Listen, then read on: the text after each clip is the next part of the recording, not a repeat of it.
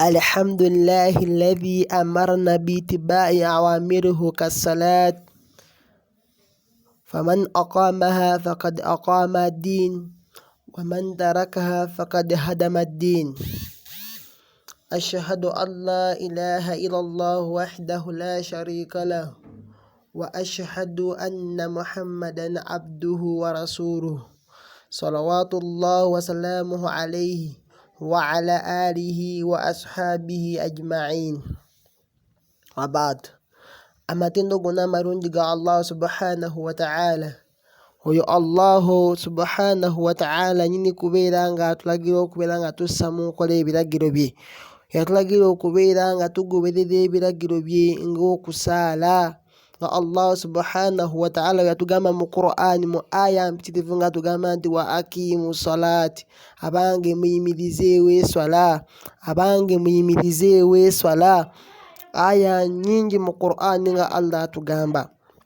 Ebina atugamba nti inna salati imaadu ddin, nti mazima eswala mpagi ya ddiini. Man aqamaha, yena abagiyimirizaawo, faqad aqama ddin, abayimirizaawo eddiini Busiraamu.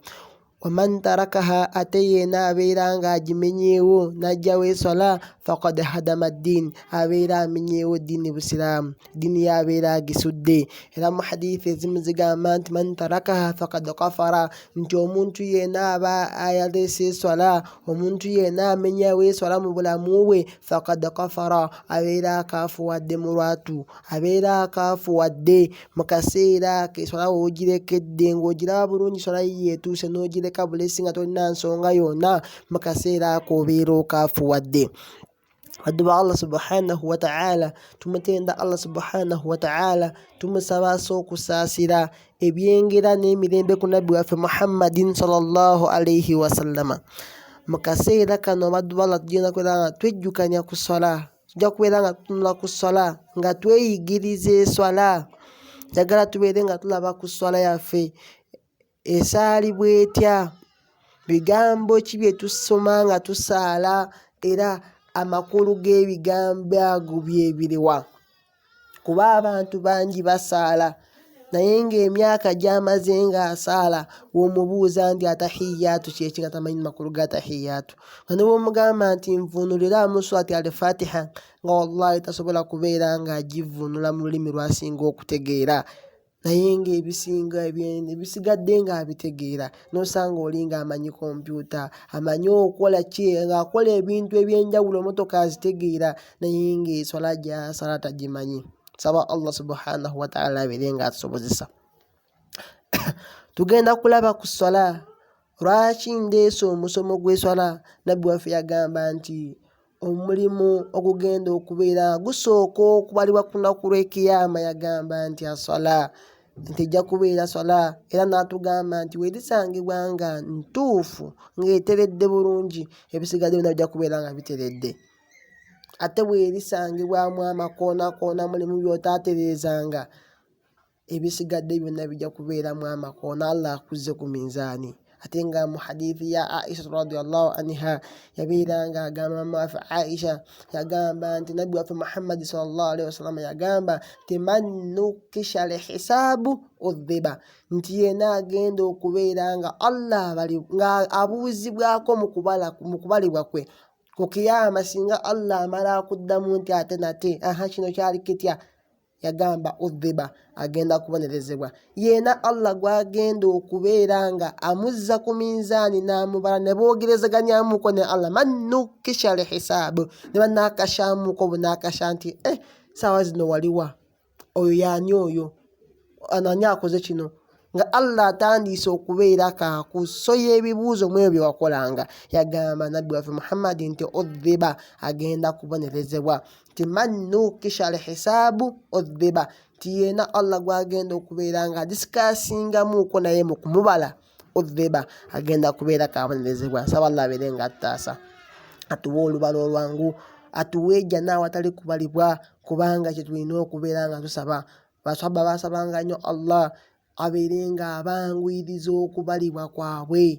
Nga walaba mu Qur'an Allah yabeera nga atugamba ku nsonga ezo, nti omuntu agenda okubeera nga Allah ng'amwanguyiriza olubala naye nga kyonna okubeera nga okituukako tulina kubeera nga tukulembeza, kubeera nga tukola emirimu emirungi, naye ng'ekisookera ddala tulina kubeera nga tusaala.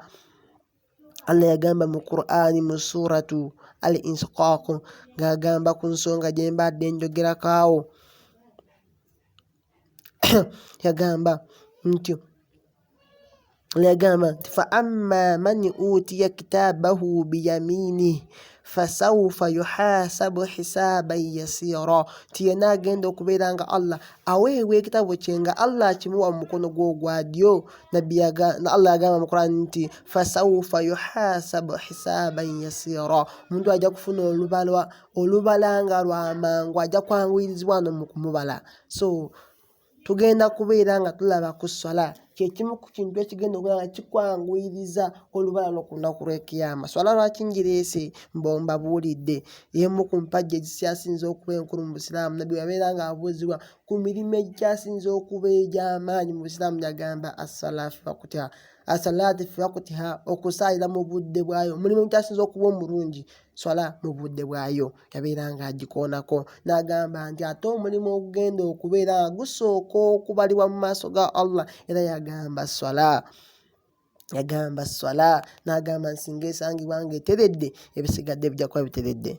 Tujja kulaba swala eno okuva ku ntandikwa yaayo amakulu g'ebigambo ebyo bye tubeera nga tusoma mu swala. Bangi tebabimanyi, osanga muntu ng'ali awo asaala naye ng'amanyi kubyogera. Bangi ba Allah n'abahifudhan nga babikwata bulungi n'abyatula bulungi mu Luwarabu, naye nga omugamba oti ekigambo subhana rabbiyal a'la kitegeeza ki? Tasobola kubeera nga akyanukula, awo beera omujjemu. N'omugamba oti omaze emyaka 2 kosaala, attahiyatu kitegeeza ki? Ng'awo beera omujjemu. So nsaba Allah azza wa jalla abeere nga atwanguyiriza. Tutandise swala yaffe. Swala nga tunabeera nga ogisala waliwo ebintu olina okubeera nga osooka okola omuli atwahuru oba okwetukuza, omuli okubeera nga oweetukuza n'otukuza w'ogenda okusaalira n'engoye z'ogenda okusaaliramu. Mulimu okubeera nga ofuna wudhu, ebyo nabisomesaako dda okufuna wudhu n'edduwa ne ngibasomesa. Nebabisomesaako engeri gy'ofunamu ewudhu. Abatafuna musomo ogwo ojja kubeera kubuuza. Then tandise swala, ngenda kutandikira ku takbiira ekuyingiza mu swala. Wano wabweru wa swala. Swala ekiyitibwa swala gwe mulimu ogutandika ne takbiira nti Allahu akbar, gye bayita takbiratul ihram, takbiira ey'emizizo efuula ebintu byonna ebisigadde haramu ebitali munda mu swala, okwogera, okusekaseka, okuzaanya, okola buli kimu ekiri wabweru w'eswala nga olugamba nti Allahu akbar, twagiyita takbiratul ihram, takbiira efuula ebintu byonna haramu gy'oli mu kaseera ako. Bwe tutola takbiratul ihram waliwo adiya oba edduwa ez'enjawulo oba adhikaari ez'enjawulo ze tubeera nga tusoma mu kaseera ako. Olugamba nti Allahu akbar, ngenda kubeera nga nsoma dduwa oba adhikaari esinga okubeera nga eyatiikiridde abasinga obungi yasomesa abaana baffe mu masomero waawa. Adhikaari gye ngenda okubeera nga nkulembeza mu musomo gwaffe guno egamba nti subhanaka allahumma bihamdika wa tabaraka smuka wa ta'ala jadduka wa la ilaha ghayruka. Eyo nkakasa buli ampuliriza agitegeera bulungi era yali agisomyeko, naye nga tulina ez'enjawulo mu kifo ekyo. Sobola ogamba nti wajjahatu wajhiya lilladhi fatara samawati ila akhiri, n'osoma eyo.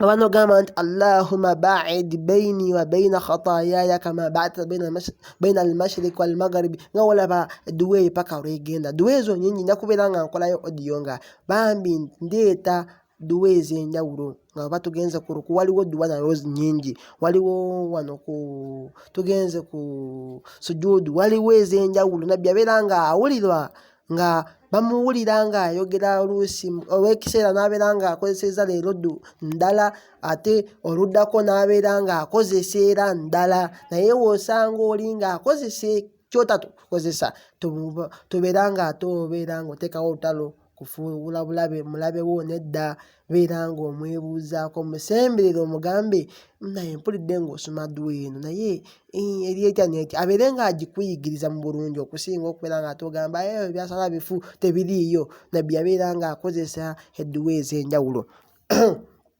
Dduwa gye ngambye tugenda okukozesa edduwa eggulawo eswala oba adhikaari gye tugguzaawo eswala nti Allahu akbar. Tugamba nti subhanaka Allahumma wa bihamdika wa tabaraka smuka wa ta'ala jadduka wa la ilaha ghayruka. Nabbi yabeera akolesa edduwa eyo mu biseera eby'enjawulo era ebisinga obungi. Naffe gye tusinga okubeera nga tuyigiriza abaana baffe, naawe nkuyigiriza oyigirize n'abalala. Amakulu g'ebigambo tugamba nti subhanaka Allahumma wa bihamdika, nti atenderezebwe Allahumma, oh my Lord, atenderezebwe Katonda wange, wa bihamdika n'amatendo ge gatenderezebwe oba agulumizibwe.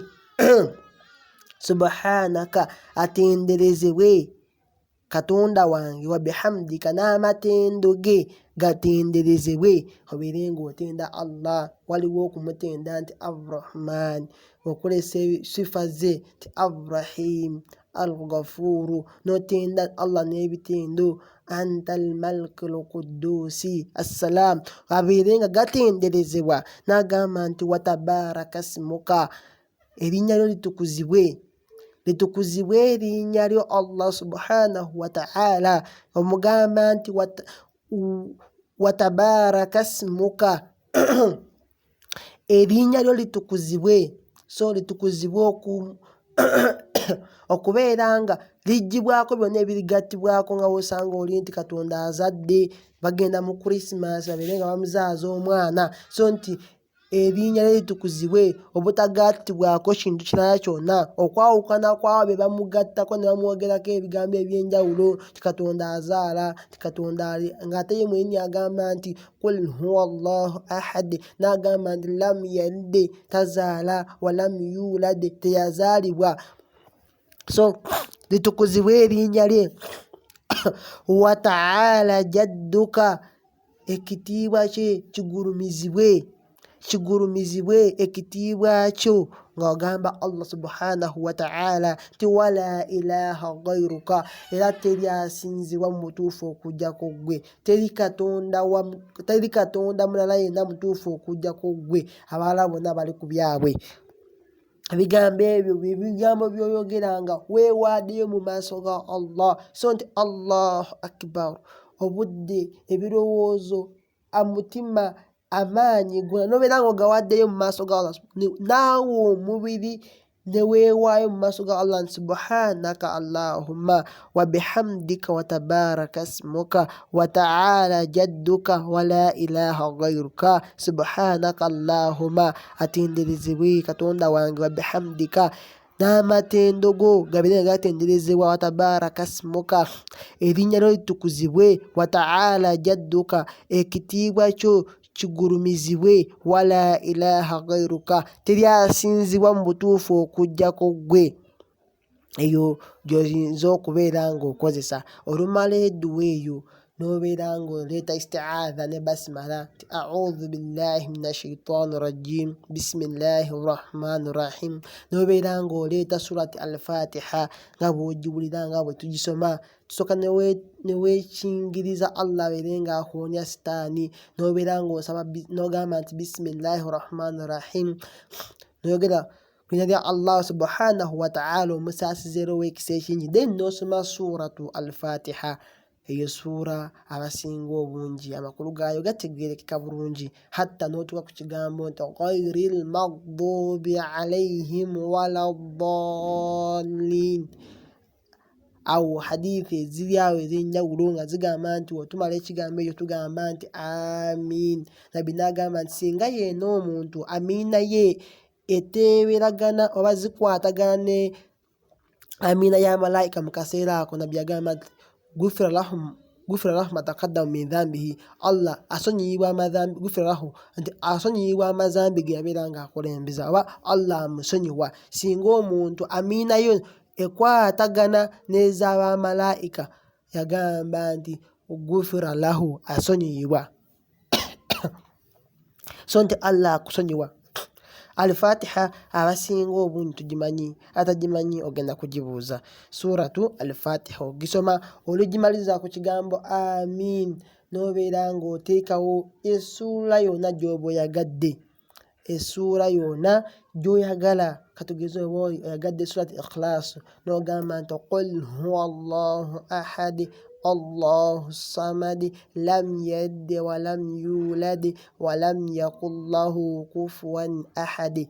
No amakulu g'ebigambo gategeerekeka. Qul huwa Allahu ahad. Bagambe nabbi ebeera ng'agambibwa nti bagambe Allahu ahad, nti Katonda ali omu. Allahu samad, Allah yeesigamirwa, yeeteekawo yeka. Ebitonde byonna byonna bidde gy'ali bibeere nga bimusaba obuyambi. N'agamba nti lam yalid wa lam yulad, tazaala teyazaalibwa, wa lam yakul lahu kufuwan ahad, teriiyo kintu kyonna kimwefaaniriza mu bwomu bwe, gabeere amaanyi, gabeere obuyinza, teri kimwefaananiriza. Nga walaba bali abagamba nti waliwo Katonda mwana, waliwo Katonda taata, waliwo Katonda mwoyo mutukuvu. Fe Obusiraamu tutukuza nti Katonda ali omu, talina muyambi, talina mwana, talina maama, talina taata. Olumaliriza ne tugenda ku kibayita rukuu.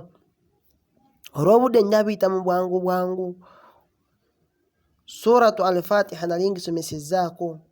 Abasinga oba oyagala osobola ogenda n'odownloadinga Quran ya Sheikh Sulaiman Nkata, oba n'obuuza abaimaamu abakuliraanye, oba abamanyi bonna b'oyagala, oba okujja mu inbox yange ssuula ng'ezo n'embeera nga nzikuwa amakulu gaazo nga nzikuvunulira, oba seeka yeena baseeka abayitirivu abali mu bangi obeera ng'obeebuuzaako. Naye Al-Fatiha eno etegeeza ki?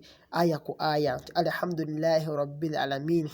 Gamba amakulu gaayo nti amatendo gonna amalungi ga Allah, oyo omulezi w'ensi zonna, oyo omulezi w'ensi n'amagulu. Al-alamu oba alamu kitegeeza worlds, kati alamiina nga bagasa ensi, worlds ne bagamba ensi zonna, oba n'ebirimu, amantu, amaki, ebitonde byonna kibayita worlds. Ogamba nti Ar-Rahman Rahim, omusaasizero w'ekisa ekingi, Maliki Yawmiddin, oyo Allah subhanahu wa ta'ala agenda okubeera omukulembeze w'olunaku lw'enkomerero, oba omukulembeze w'olunaku lw'osasula amabanja, olunaku lw'ekiyama.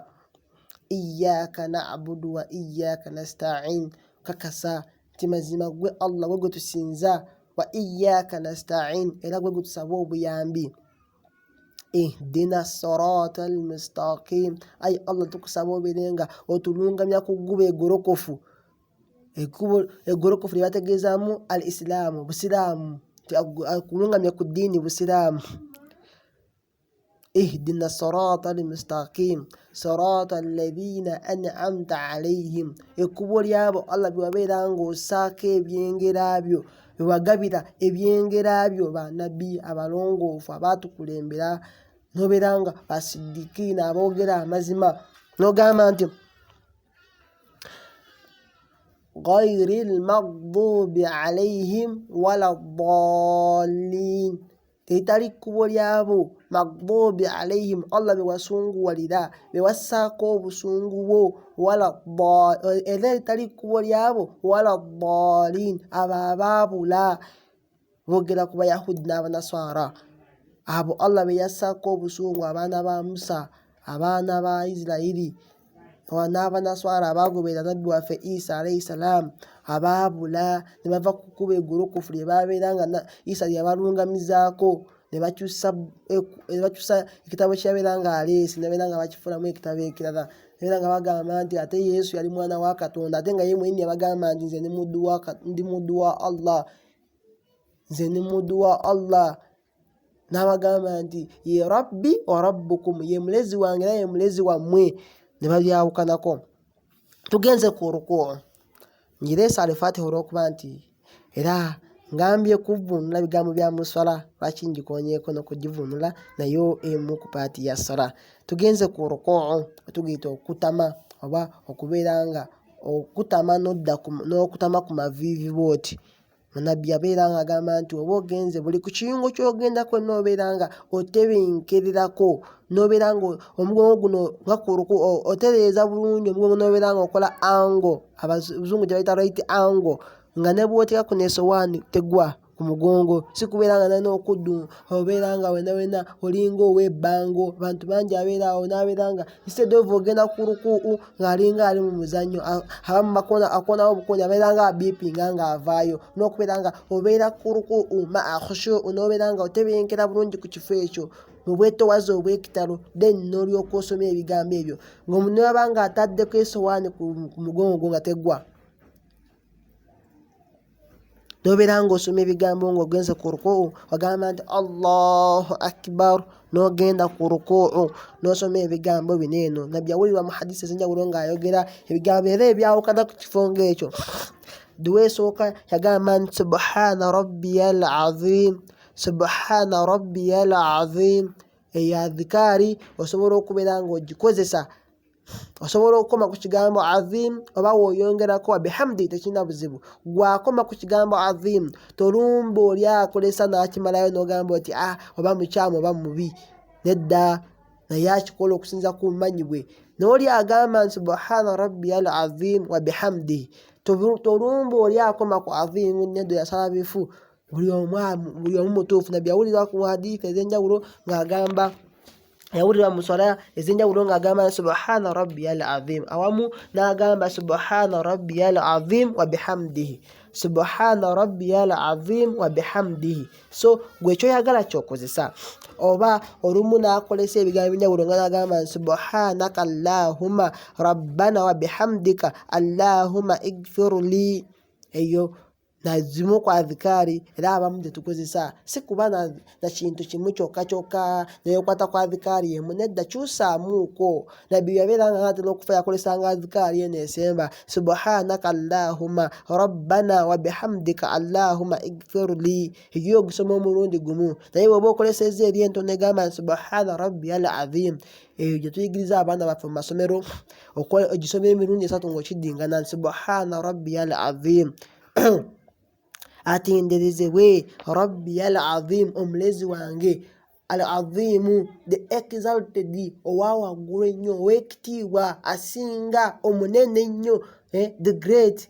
Ekigambo azim kitegeeza ekintu azam, ekisinga ku biine byabyo oba bunene, the exalted, eyagulumira. Subhaana rabbiyal azim osobola okomaawo emirundi 3. Hadithi ntuufu nnyo. Nabbi waffe mu bitabo bya sunna bingi nga hadithi yabeera ng'akolesanga ebigambo ebyo, duwa eyo yabeera ng'akozesanga subhaana rabbiyal azim, subhaana rabbiyal azim, subhaana rabbiyal azim, oba n'omalayo subhaana rabbiyal azim wa bihamdihi, subhaana rabbiyal azim wa bihamdihi. Ayagala okubeera ng'agazwa ku nsonga eyo amakulu ag'omunda ennyo osobola okubuuza omuwalimu yenna omulala akuliraanye, n'oyongera okubeera nga onnyonnyoka ku nsonga eyo. Oba n'ogamba nti subhaanaka, waggulumira oba otenderezebwe allahumma katonda wange, rabbana omulezi waffe, wa bihamdika otenderezebwe n'amatendo go, allahumma ayi allah nkusaba, igfirli onsonyiwe, allahumma igfirli ayi allah nkusaba onsonyiwe. Nabbi yabeera akolesa mu myaka ng'akuzeemu nga n'atera okufa, yabeera akolesanga edduwa eyo ng'ali ku ruku'u, ng'atuukawo n'agamba subhaanaka allahumma rabbana wa bihamdika allahumma igfirli. So naawe ampuliriza osobola okubeera ng'okozesaako emu ku ezo ebbiri.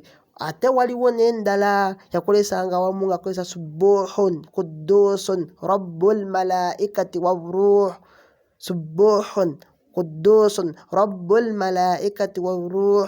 Yakolesanga edduwa ez'enjawulo nnyingi era lumu ngenda kubeera ndikodinga audios ez'enjawulo nga mbatemera ebigambo ebyo ebyawukana ku nsonga ku paati nti oba otusala osobola okukolesa either eno oba n'okozesa eno oba n'okozesa eno oba kubanga ziringa adhikaari nga 6 ku kifo kimu. Sawalla abeere ng'atuwa obuwangazi n'obulamu. Tuuke ku nsonga eyo. Omusiraamu omala okusoma ebigambo ebyo byenjogedde n'obeera ng'ovaayo n'ogamba nti sami'a Allahu liman hamda, nova ku rukuu nova ku mavivi wano ng'okutama nova mu kutama noddawo n'oyimirira bulungi nga bw'obadde mu ntandikwa y'eswala n'ogamba nti sami Allahu. Waliwo kye bayita i'tidaal min ar-rukuu, okubeera nga wenkanankana okutebenkera ng'ovudde ku ruku ne wenkanankana bulungi nnyo. I'tidaalu n'okola okwenkanankana ng'ovudde ku ruku n'oyimirira bulungi bw'oti n'ogamba ekigambo n'oyogera ebigambo bino. Oyogera ekigambo kino ng'ova ku ruku oba ng'omaze okuvaayo bulungi n'ogamba nti sami Allahu liman hamda. Sami Allah nti Allah awulidde, liman hamda eri yenna amusinza, eri yenna amutendereza, nti Allah awulidde omuddu wo yamutendereza nga weeyogerako ggwe nti Allah akuwulidde. Oli mu swala gamba sami Allahu liman hamda, sami Allahu liman hamda nti Allah awulidde, liman hamda oba Allah awulira, liman hamda yenna amutendereza. So maze ogamba nti subhana rabbiyal a'la subhana rabbiyal azim n'ovaayo n'ogamba nti sami Allahu liman hamda, Allah awulidde oba Allah awulira omuddu we yenna amutendereza. N'oyogera ebigambo bino ng'omaze okuyimirira bulungi ng'ovudde ku ruku n'ogamba nti sami Allahu liman hamda, ogamba dduwe egamba nti rabbana lakal hamdu oba n'ogamba nti rabbana walakal hamdu oba n'ogamba nti Allahumma rabbana walakal hamdu. Kyonna kituufu oba kyoyagala okolesa ku nsonga eyo era osobola okubeera ng'okozesa. Oba ogambye nti rabbana lakal hamdu kirungi kituufu, oba n'oteekawo waawo nti rabbana walakal hamdu. Ya Allah rabbana omulezi waffe, mulezi waffe walakal hamdu era eri ggwe Allah omulezi waffe, lakal hamdu amatendo gonna amalungi gye gadda. Buli atenda kintu ng'akiwaana bulungi kidda eri Allah n'ogamba nti Allahu akbar, Allah is the great, the great. Obulungi obwo busudde eri Allah ogamba nti Allahu al-ganiyu, Allah mugagga. Obulungi nga matendo malungi gonna gadda eri Allah, ate amabi nedda tegadda eri Allah. Temuliimu nti Allah mwavu, tekiriyo mu mannya ge wadde mu bitendo bye, mu sifaati ze. Allah ye buli wamu yeeyita nti huwa al-ganiyu wa antumul fuqara, ye Allah mugagga ffe baavu. So ebitendo eby'obunyoomuufu n'okukakkanya bidda eri ffe, wabula ebitendo byonna ebirungi bidda eri Allah subhanahu wa ta'ala. Oba osobola ogamba nti rabbana walakal hamdu hamdan kathira tayyiba mubaraka fiihi. Oba waliwo adhikaari nnyingi ngenda kubeera nga nkola audio yazo nazo nga nzirannyola zikale zisoma mu kifo ekyo nga tuvudde ku lusami nga tuvudde ku rukuu. Waliwo nnyingi mala samawati wal arda ziri awo nnyingi, naye katulabe ku zino ebbiri zenjogeddeko. Gamba nti rabbana walakal hamdu, oba n'ogimalayo nti rabbana walakal hamdu hamdan kathira, hamdan kathira amatenda amalungi, kathira nga mayitirivu, tayyiban amarungi, mubarakan ag'emikisa oba amatukuvu fiihi nga galimu emikisa gyonna egijjudde oba obutukuvu bwonna bwonna nga temuliimu yadde okukkakkanya nti Allah hamdan kathira atenderezebwa, olutenderezebwa olusinga okuba kathira olw'amaanyi oba oluyitirivu, mubaraka fiihi nga mulimu okubeera nga atukuzibwa Allah mu matendo ago gonna amalungi g'oba okoze, mulimu okubeera nga tumutukuza ate mulimu okubeera nga tumukakanya oba okubeera nga tumuvoola Allah subhanahu wa ta'ala. Olumala ebigambo ebyo n'ogamba nti Allahu akbar, Allahu akbar ng'okkirira wansi ku sujuudu oba tuyita okuvuunama, n'ovuunama wansi. Nabbi yabeera nga atugamba nti umirtu, nalagirwa an asjuda ala sab'i a'daa'i, nalagirwa okubeera nga nvuunamira ku biyungo 7.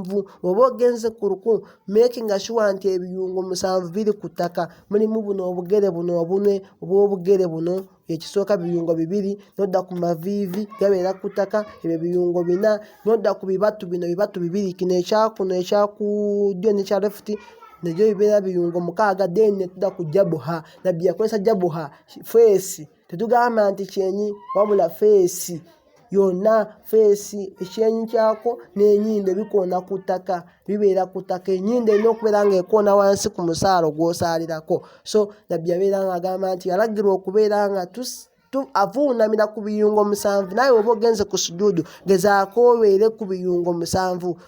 Kyekimu ku bifo nga tokirizwa nakwata simu, yaba kuba esimu ng'oli ku sujuudu tojjaawo, kubanga woogirawo oba oteeka ekiyungo ekimu okwata esimu oba ogijjeko oba okendeezezza ebiyungo. Mulimu ebifo nga tetukkirizibwa wadde okwata simu wadde kugisailensinga ng'evuga nga ku kifo ng'ogenze ku sujuudu.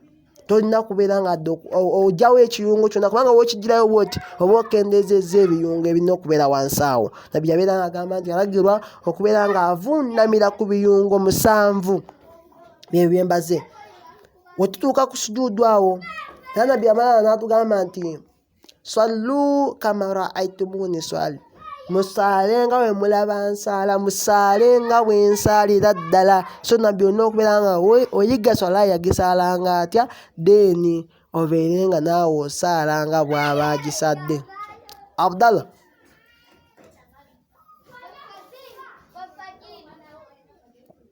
then wetutuuka ku sujuudu awo tusoma ebigambo bino nti subhana rabbiyal a'la, subhana rabbiyal a'la, subhana rabbiyal a'la, emirundi 3. Tuddamu edduwa eyo emirundi 3 nga tuli ku sujuudu awo nti subhana rabbiyal a'la, nti atenderezebwe omulezi wange al a'la, owawaagulu ennyo. Kigambo a'la nti owawaagulu ennyo, so nti ali waggulu w'amagulu 7 ate waggulu wa arshi. Subhana, atenderezebwe rabbiyal a'la, omulezi wange owawaagulu ennyo. Sobola oteekako nti wa bihamdihi nga bwe nakugambye. Sobola ogamba subhana rabbiyal a'la wa bihamdihi, subhana rabbiyal a'la wa bihamdihi, wa bihamdihi n'amatendo ge. Atenderezebwe oba agulumizibwe omulezi wange owawaagulu ennyo n'amatendo ge gagulumizibwe. So kyoba otegeeza. Oba n'ogamba nti subuhun qudusun rabbul malaikati wabruh, subuhun qudusun rabbul malaikati wabruh. Subuhun, atenderezebwe, qudusun, atukuzibwe, rabbul malaikati, omulezi wa malaika zonna zonna, wabruhu, nga bwe kuli ne Jibrilu ne mwoyo omutukuvu gwe bayita mwoyo omutukuvu, nti wabruhu ne mwoyo omutukuvu. Oluva ku sujuudu tugamba nti Allahu akbar, ne tudda mu kutuulamu wakati wa sujuudu ezo 2. W'otuulamu tugamba ebigambo bino. Sobola ogamba nti rabbi gfirli, rabbi gfirli, rabbi gfirli emirundi 3. Sobola okuddinga n'ekigambo kimu ekyo rabbi gfirli emirundi 3 nga ekisomebwa etuyigiriza abaana baffe mu masomero eyo abaana abakyali abato. Naye bw'oba muntu nga osobola okubeera ng'osoma ku bintu ebirina ebyamakulu ebyabakulu, hadisi ntono eri adhikaari ntono naye ng'ate nnene mu makulu gaayo. Then eno tugamba nti Allahumma gfirli warhamni wahdini wajburni wa'afini warzuqni warfa'ni. Oba rabbi gfirli warhamni wahdini wajburni wa'afini warzuqni warfa'ni. Nobeera ng'osoma adhikaari eyo. Eri esooka tugamba rabbi gfirli, ayi Allah nkusaba onsonyiwe, rabbi gfirli. N'okiddamu emirundi 3 ng'oli awo otuddemu wakati awo olutuulo olwo lwakati baina sajdataini, wakati w'envuunamo 2 awo n'osomerawo ebigambo ebyo. Banogamba nti Allahumma igfirli oba rabbi gfirli, ayi Allah nkusaba onsonyiwe, warhamni, ayi Allah nkusaba onsaasire, wahdini, ayi Allah nkusaba onungamye, wajburni, ayi Allah nkusaba onyweze oba onsapootinge, wajburni onyambe, wa'afini, ayi Allah nkusaba onkuume, oba onyambe era kubanga protect n'okukuuma bye bimu. Nsaba Allah obeere ng'onyamba, afini obeere ng'onyamba oba protecting onseeko obukuumi bwo. Warzuqni, ayi Allah nkusaba obeere ng'ongabirira. Warfa'ni, ayi Allah nkusaba onsitule mu madaala aidha mu irimu oba onsitule mu madaala aidha mu maali, onsitule mu madaala oba obadde na mukyalo omwaka ongereyoko odde mu bamathina 2 3 bwotyo. Olumalaawo n'ogamba nti Allahu akbar, n'oddamuwa n'ovunamu oluvunamu olw'okulala, oluvunamu olw'okubiri kubanga wali obadde otuddemukko wakati, then n'ovunamu oluvunama olw'okubiri. Tugamba ebigambo nga by'osomye mu luvunamu olusooka n'ogamba nti subhana rabbiyal a'la, subhana rabbiyal a'la, subhana rabbiyal a'la. Ayi Allah mulezi wange, subhana rabbiyal a'la, atenderezebwe omulezi wange owa waggulu ennyo, atenderezebwe oba agulumizibwe Katonda wange owa waggulu ennyo. Then otumalaawo tusituka yatudda waggulu tuyita mu process nga tetuyiseemu, naye we tusituka tetuddamu ate kusoma kye bayita ekisumuluzo kya swala. Tutandikira ku swati al-Fatiha n'oteekako n'enswala nga gy'oba oyagadde, n'oddamu process nga we tugenze ku rukuu'u, n'oddayo ova ku rukuu'u n'odda ku sami Allahu liman hamida, n'osoma ebigambo bye tusomye mu laaka esooka bye tusoma hatta n'otuuka wansi ku sujuudu era bye tusomye mu laaka esooka bye tusoma. Then ne tusoma atashahudu. Ngenda okubeera nga nsembyayo mu audio yaffe eyigiriza eswala, tusala tutya eswala n'amakulu g'ebigambo ebiri mu swala. Tuddaawo tugamba nti Allahu akbar, n'otuulira ku mugulu gwaffe guno ogwa kono, gutuulirako guno omugulu guno ogwa yusra, ogwa kono guno ogwa yumuna oba ogwa ddyo n'otugusimba bulungi nga gutunudde nga olaba obuno nga butunudde mu kibula, n'osoma ebigambo bino. Waliwo audio nabeera nga nkola nga mbayigiriza attahiyatu, bambi mukebere emisomo egyo, nabeera nga ngigaziyaamu attahiyatu eyo bulungi, ne mbayigiriza bulungi attahiyatu ogisoma otya n'amakulu gaayo nabeera nga basomesa paka n'okusaalirwa mubaka mu swala. Tugamba nti ndi ku attahiyatu ngiddamu, nga tutuuse ku atashahudu bagamba nti attahiyatu lillahi wassalawatu wattayibatu assalamu alayka ayyuhan nabiyyu wa rahmatullahi wa barakatuhu, assalamu alayna wa ala ibadillahi as-salihina, ashhadu an la ilaha illa Allahu wa ashhadu anna Muhammadan abduhu wa rasuluhu. Jabaita atashahudu eba swala nga yalaaka nnya, osooka n'okomaawo n'oyimuka n'okimala laaka ziri ezisigaddeyo nga otuddemu laaka 2, osobola okomaawo oba n'ogimalayo era.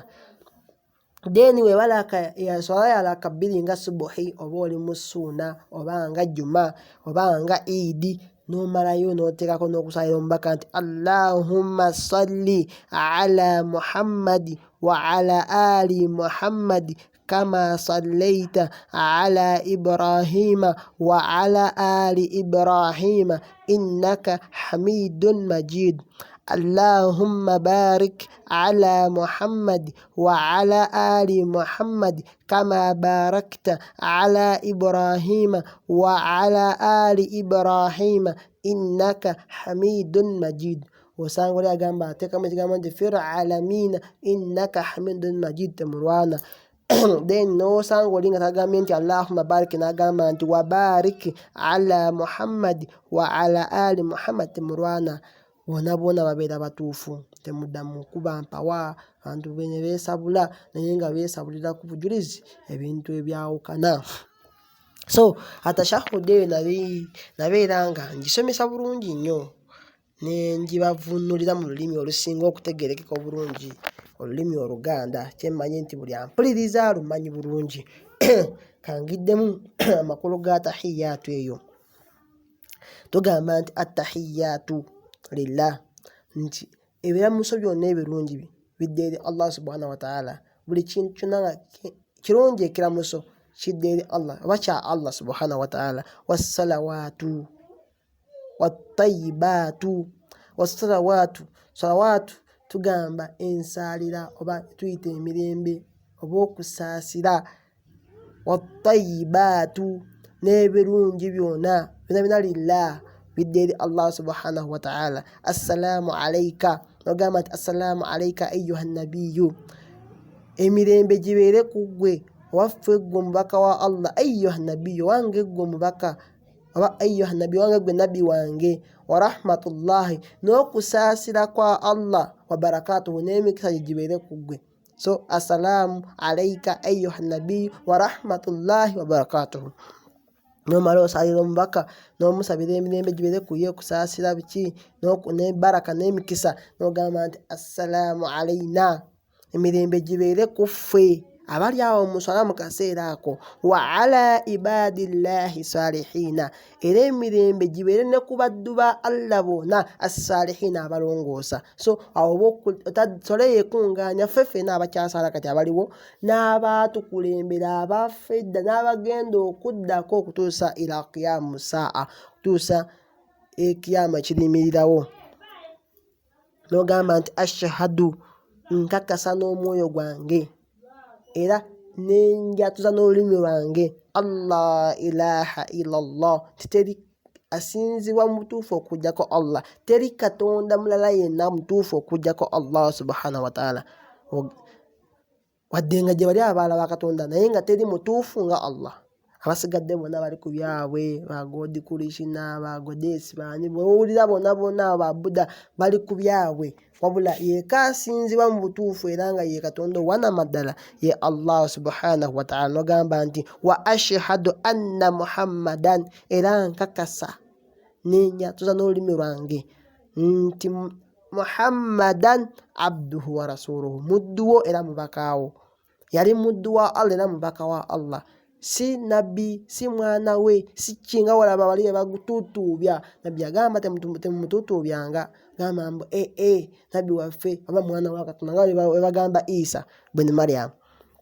Na n'omalirizawo n'oteekako nti n'oteekako duwa y'omubaka nti Allahumma salli, ayi Allah tukusaba okusaasira ala Muhammadi, eri nabbi waffe Muhammadi, wa ala ali Muhammadi, era okusaasira ne ku bantu ba nabbi waffe Muhammadi, kama sallaita, nga bwe wassa okusaasira ala Ibrahima, ku nabbi waffe Ibrahima alayhi salam, wa ala ali Ibrahima, era nga bwe wassa okusaasira ne ku bantu ba Ibrahima, abo bwe yabeeranga nabbi babafuumuula mu kyalo kye baalimu. Ibrahim n'alekawo famire ye, bataata be bona baali ku masanamu, ye n'addukawo n'abakkiriza abatonotono ne babalekera ekyalo.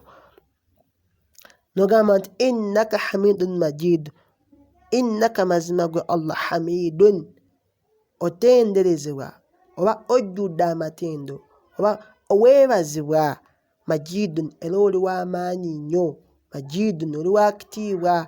So akitiibwa n'ettendo bidde gy'oli. Innaka hamidun majid, mazima gwe Allah subhanahu wa ta'ala gwatenderezebwa era gwe majidun, gwe ow'ekitiibwa, gwe ow'amaanyi, gwasinga bwonna.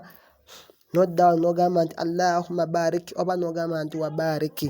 Allahumma barik, ayi Allah nkusaba omikisa ala Muhammadi, eri nabbi waffe Muhammadi, wa ala ali Muhammadi, era osse emikisa eri ku bantu ba nabbi waffe Muhammadi sallallahu alaihi wasallam, kama barakta, nga bwe wassa emikisa ala Ibrahima, ku nabbi waffe Ibrahima, wa ala ali Ibrahima, ne ku bantu ba nabbi waffe Ibrahima, innaka hamidun majid, mazima gwe Allah gwatenderezebwa, gwe Allah gw'ow'amatendo era gwe ow'ekitiibwa, gwatenderezebwa, gwe Allah atenderezebwa, gwe Allah agulumizibwa, omugulumivu, atenderezebwa era agurumizibwa oba omugurumivu ye sala atahiyat. Then womalaawo osobola okuteekako edduwa nga zino beera nga mbagamba nti omuntu omala sala teekako edduwa ez'enjawulo. Osobola okusabira abazadde nti rabbi gfirli walwadayya warahamuhuma kama rabbayani sagira. Rabbi gfirli, ay Allah nkusaba onsonyiwe, walwadayya n'abazadde bange bombiri obasonyiwe, warahamuhuma, ay Allah nkusaba obansaasirire obasseeko okusaasira obasseeko ekisa obakwase ekisa, kama rabbayani sagira, nga bwe bandera nga nkyali muto, kama rabbayani sagira, nga bwe bandera nga ndi muto nga bankwata nakisa. Asobola okuba alya maama n'opama takuba nti adde mu kukuba, akwasa kisa n'akusitulawo n'ava ku mmere n'adda mu kulongoosa n'asangulawo bbi gw'okoze n'amaliriza then n'alyoka addamu n'alya. Naye kufaawo obusungu bw'abaana bwo oba oyagala akuba muntu kutta busi. So saba Allah abeerenga naye amukwata bw'atyo nga bwe yakulera nga oli muto. Wokaabamu n'amanya nti njala ekuluma, kyoyagala kunaaba, oyagala kwebaka, era n'akuwa ebbere ne weebaka n'akwebasa mu kisa n'okusaasira okw'amaanyi. N'ogamba edduwa ez'enjawulo, osobola ogamba nti Allahumma inni dhalamtu nafsi dhulman kathira wala yaghfiru dhunuba illa anta faghfirli fa innahu la yaghfiru dhunuba illa anta faghfirli maghfiratan min indika innaka antal ghafurur rahim. Bwetyo weri ezo dduwa zonna nzize nzisomesa. Ayagala okubeera nga azeekkaanya n'okubeera nga azeeyigiriza, genda nga ofollowinga audios videos njawulo ziri omwo videos.Kkirira wansi obeere nga onoonya dduwa eno nagisomesa ddi, dduwa nga ova ewaka, edduwa nga okomyewo ewaka, edduwa nga ofunye obuzibu, edduwa nga olina amabanja, byonna ngenze nga mbisomesa. Dduwa nga tumaze atahiyatu ne atahiyatu gye bayita atashahudi yennyini nabeera nga ngisomesa. So mubeere nga mugoberera. Wabillahi tawfiiki. Saba Allah subhanahu wa ta'ala abeere nga ayisiza ku audio eno, ku video eno, oba oliawo ffenna tulongoose edduwa tulongoose eswala yaffe, era oba oliawo Allah akusaasira osaaleko eswala entuufu. Nabbi yagamba nti ebbanga ly'omala nga by'osala tobitegeera, wallahi tolina mpeera z'ofuna. Ebbanga ly'omala nga okola omulimu nga togutegeera tofuna mu mpeera, ate ebbanga ly'okola omulimu ng'ogutegeera bulungi nnyo, Allah waakuweera empeera. Imaamu Shafi'i yagamba nti ebbanga ly'omala nga musala wooti naye nga toliiwo mu birowoozo, nga by'oyogera tebiva ku mutima, tofuna mu mpeera. Wabula ebbanga ly'omala nga wooli mu birowoozo ne mu mutima, z'empeera z'ofuna ng'osaala. So mbakubiriza muyige ebigambo bino, obisse mu nkola, obikolereko. Naawe osome ekigambo nti subhana rabbiyal azim nga kiva ku mutima n'amakulu agafulowinga ng'omanyi ky'ogamba nti subhana rabbiyal azim, tenderezebwe Katonda wange al azimu, omunene nnyo, oba asinga, ow'enkizo. Nga kyogera kiva ku mutima ogambe nti subhanaka, amatendo gonna amalungi gago. Allahumma, o Katonda wange, wabihamdika, n'obeera nga oyogera ebigambo ebyo nga biva ku mutima gwo. Watabaraka smuka, litukuzibwe erinnya lyo, oba erinnya lyo litukuzibwe. Wataala jadduka, ekitiibwa kyo kigulumizibwe. Wala ilaha ghairuka, nga biva ku mutima gwo. Wabarakallahu fikum wa jazakumullahu khairan fi dunya wal akhirah. Assalamu alaikum wa rahmatullahi wa barakatuh.